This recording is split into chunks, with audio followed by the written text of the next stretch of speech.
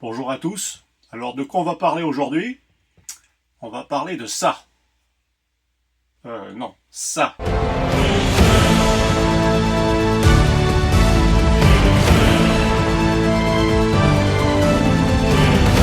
Écoutez, pour être honnête avec vous, lorsque j'ai vu la première bande-annonce il y a quelques semaines, je me suis dit, je voulais même pas aller au cinéma en fait. Je me suis dit, ouais, ça va être de la merde. Tu sais, je vois des plans qui sont en ville, sur terre. Puis ça m'a un peu tout de suite. Bah, j'ai été déçu en fait. Finalement, bah, là, je sors du cinéma. J'ai quand même décidé. Je me suis décidé à y aller. Puis là, c'est une réaction à chaud.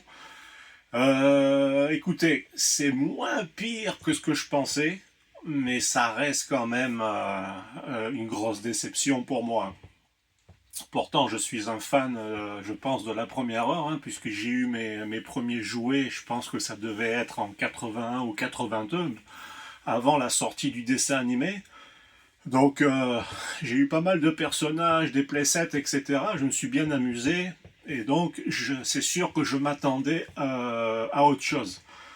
C'est un film qui aurait pu sortir il y a à peu près une vingtaine d'années, facilement, entre 20 et 25 ans.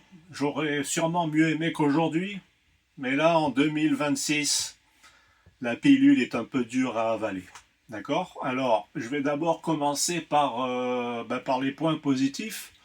C'est sûr que pour tous les fans de motu et de jouets, en règle générale, mais écoutez, il y a beaucoup de clins d'œil. Ça, j'ai vraiment bien apprécié. Ensuite, certains personnages restent attachants, d'accord. Ensuite, c'est sûr qu'il joue la carte de la nostalgie à fond, hein, 100%.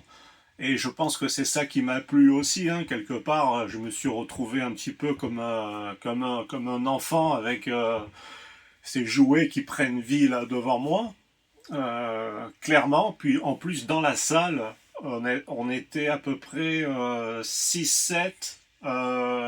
Facilement, on avait tous 50 ans et au-delà, hein. Pas d'enfants dans la salle, rien. Alors je croise les doigts quand même pour que ce film marche quand même un minimum, parce que j'aimerais bien voir une suite, on sait jamais. Ensuite, ah oui, il y a un caméo que j'ai vraiment bien aimé, hein, je vous dis rien, mais j'ai trouvé ça cool. Et puis aussi, rester après le premier générique. Il y a aussi quelque chose de cool, en tout cas moi, que j'ai bien aimé. Maintenant, les points négatifs. Alors là, je vais vous dire les costumes. Les costumes, vraiment, il y a des cosplays qui sont mieux faits que ça, ok, pour certains.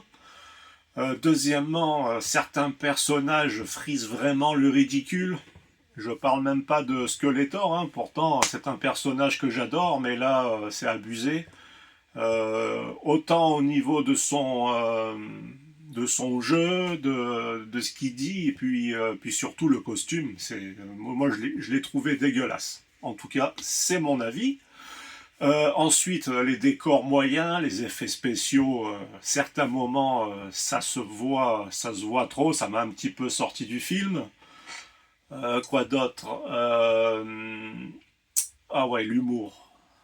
L'humour à deux balles. Vraiment, toutes les blagues pour moi tombent à plat. Je pense que ils auraient jamais dû faire ça en fait. Ce genre d'humour, ça marche pas en tout cas.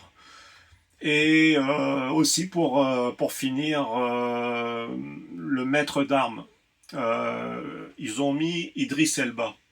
Moi, Idriss Elba, c'est pas que je n'aime pas cet acteur, c'est un acteur quand même qui joue très bien, mais ils auraient jamais dû, pour moi, c'est une erreur de casting, de le mettre en tant que maître d'armes.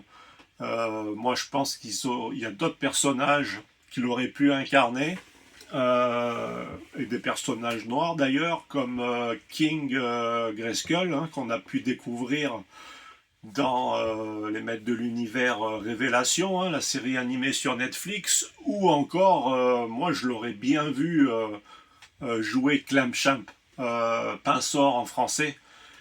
Pour moi, c'est un personnage qui aurait pu vraiment être cool à l'écran. D'ailleurs,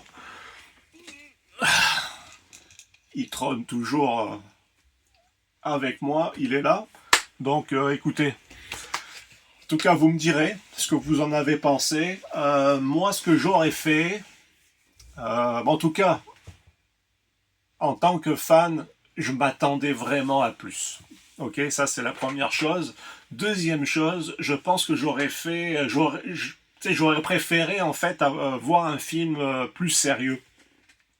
Ils auraient pu faire avec la mythologie de Musclor et puis tout ce qu'il peut y avoir sur Eternia, toutes les histoires qu'on a lues dans les mini-comics, etc.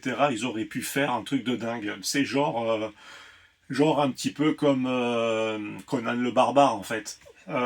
C'est sûr qu'il y a des trucs qui auraient jamais fonctionné, mais qu'ils auraient pu enlever, tu sais, genre le tigre qui parle ou des choses comme ça, tu sais, enlever des trucs non réalistes pour faire justement plus réaliste.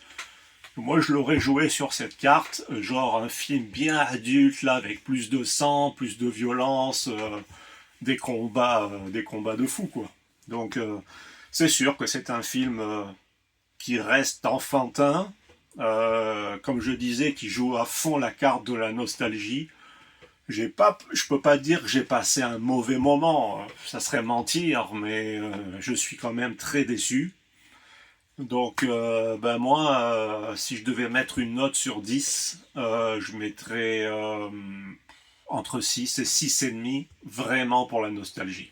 Voilà. Sinon, je pense que quelqu'un qui connaît pas l'univers des maîtres de l'univers, justement, euh, je pense que le film, il passe pas vraiment, à part peut-être auprès des enfants. Et voilà, donc vous me direz ce que vous en avez pensé, et je vous dis à bientôt.